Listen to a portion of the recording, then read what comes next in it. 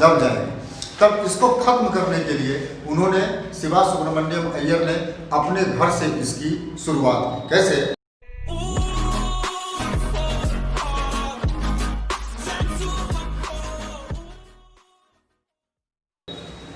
Paragraph 9 में देखो, One day he invited me to his home for a meal. His wife was horrified at the idea of a Muslim boy being invited to dine in her ritually pure kitchen.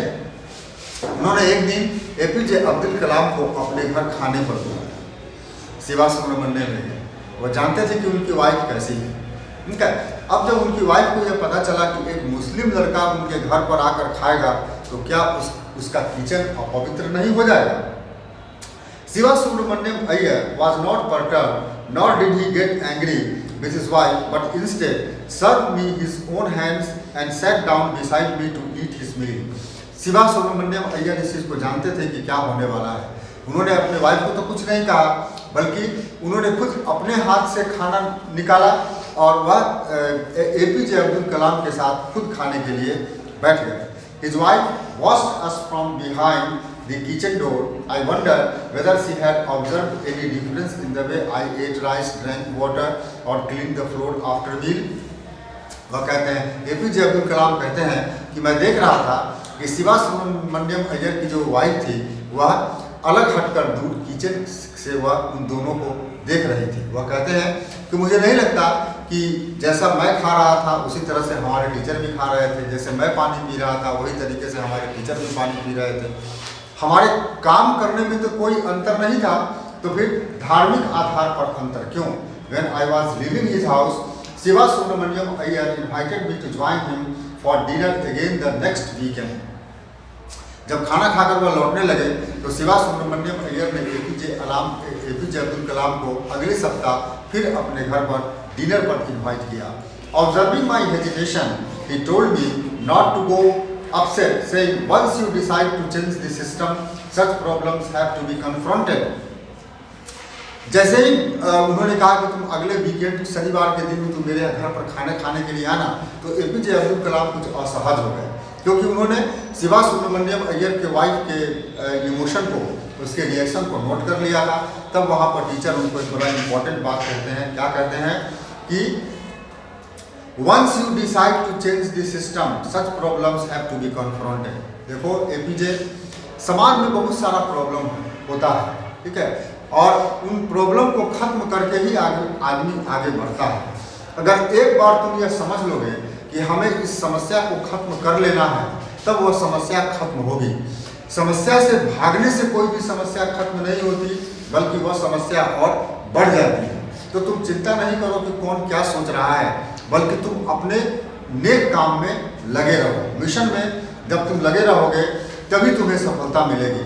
When I visited his house the next week, Shiva Subramaniam Iyyer's wife took me inside her kitchen and served me food with her own hands. अगले सप्ताह जब वो खाना खाने के लिए आए शिवा सुब्रमण्यम अय्यर के घर पर, तब तक उनकी वाइफ में भी काफ़ी बदलाव आ गया था।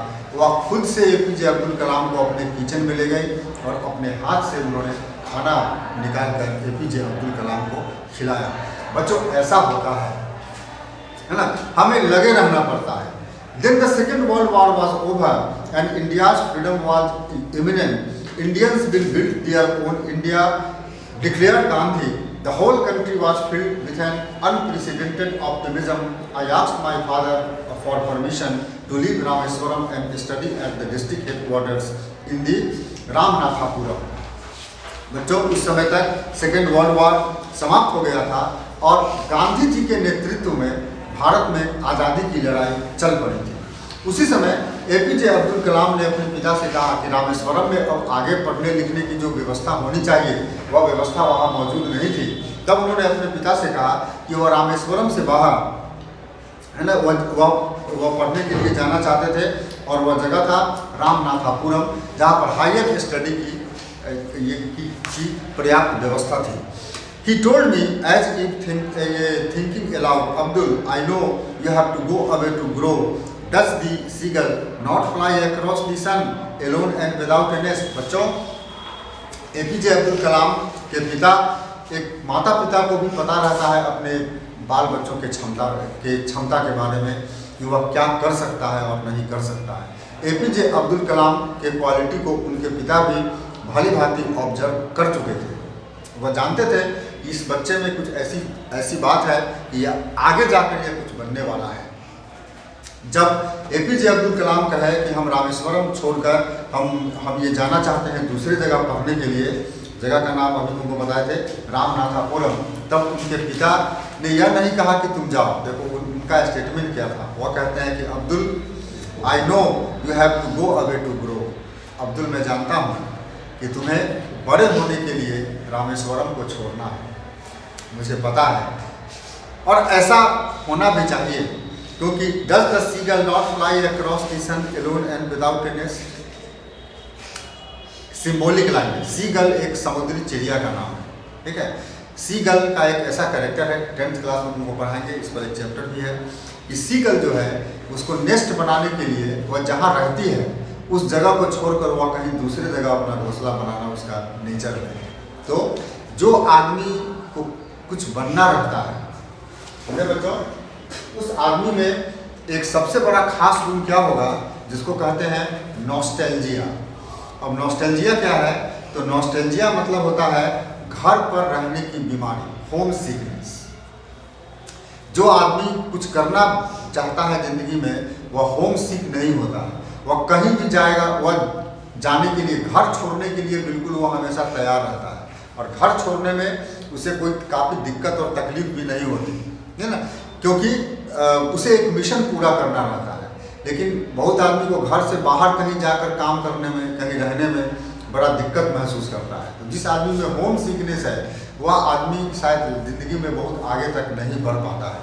तो भी लोग जब आगे बढ़ोगे, 12 करोगे, इंजीनियर बनना है, डॉक्टर बनना है, क्या तुम मुजफ्फरपुर में कर सकते हो? नहीं कर सकते हो। तुम्हें दिल्ली जाना है, बनारस जाना है ना, पुणे जाना है, वहीं जाकर अगर तुम कुछ बनना चाहते हो तो वहीं तुम्हें बन सकते हो। और इसके लिए तुम्हें घर छोड़ना होगा, समय पर लंच नहीं मिलेगा, समय पर मील नहीं मिलेगा, है ना, बहुत सारी कठिनाइयाँ आएंगी। और सबसे बड़ा क्या चीज़ नहीं मिलेगा, वहाँ पर हमारी माँ हमारे साथ नहीं होगी, है बच्चों।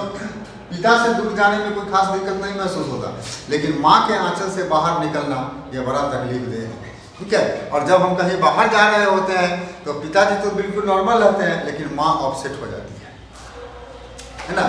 तब वही वो बताते हैं, जब वो बाहर जाने लगे तो अब्दुल कलाम के पिता तो नॉर्मल रहे, लेकिन उनकी माँ बिल्कुल एबनॉर्मल हो गई, क्योंकि उनका दिल का टुकड़ा बाहर जाने वाला था और उनको अच्छा नहीं लग रहा था। He quoted Khalil Gibran to my hesitant mother, your children are not your children। जब उन्होंने देखा कि उनकी माँ काफ़ी बेचैन है, तब अब्दुल कलाम आज़ाद के पिता अपनी वाइफ को समझाते हैं। वो जान रही थी कि वो काफ़ी बेचैन हो गई है कलाम के कहीं बाहर जाने के प्रोग्राम से। तब अब्दुल कलाम के पिता समझाते हैं। एक थे खलील गिब्रान, बहुत बड़े पोएट थे, इंडिया के मुस्लिम पोएट थे। उनका एक कविता का उदाहरण देकर समझाते हैं कि your children are not your children. बहुत इशारे में बहुत बड़ी बात करते हैं कि तुम रो रही हो, लेकिन तुमको ये मालूम होना चाहिए कि तुम्हारा बेटा तुम्हारा ही बेटा नहीं है। ठीक है, वो बताना चाहते थे ये तो सारे भारत का बेटा है, ये तो सारे विश्व का बेटा है, तुम्हारा बेटा नहीं है। ये किसी दूसरे मिशन के लिए इस पृथ्वी पर आया है, जिसकी पकड़ मुझे है, तुम्हें पकड़ नहीं है, क्योंकि माता के प्रेम में तुम अंधी हो गए, है ना। एपी कलाम को तुम ऊपर ऊपर देख रही हो अपने पुत्र के रूप में, एपी कलाम उससे कहीं ज़्यादा आगे है, इसको रोकना संभव नहीं है। Your children are not your own, they are the sons and daughters of life's longing for itself. यह तो पूरे विश्व का बेटा है। They came through you but not from you. बस सच्चाई इतनी है कि तुम सिर्फ इसको जन्म देने वाली हो। तुम्हारे सहयोग से, ठीक है, तुम्हारे थ्रू एपीजे अब्दुल कलाम इस पृथ्वी पर आया है, तुम्हारा इतना ही रोल है। इसके आगे तुम्हारा रोल खत्म हो जाता है। तेरे कन्हैया किसको कहेगा तुम भैया, एक ने जन्म दिया एक ने पाला। कृष्ण किसको माँ बनाए बताओ, ठीक है, एक ने जन्म दिया पाला को, ठीक। ये एक समस्या हो जाती है। They came through you but not from you. You may give them your love, but not your thoughts. तुम इसको प्यार दे सकती हो, लेकिन तुम्हारे विचार से एपीजे अब्दुल कलाम नहीं चलेगा। इसके विचार अपने हैं, for they have their own thoughts. APJ Abdul Kalam के जैसे लड़के के अपने विचार होते हैं और वह अपने ही विचार से चलता है। बच्चों, यही चैप्टर समाप्त हुआ। Thank you very much.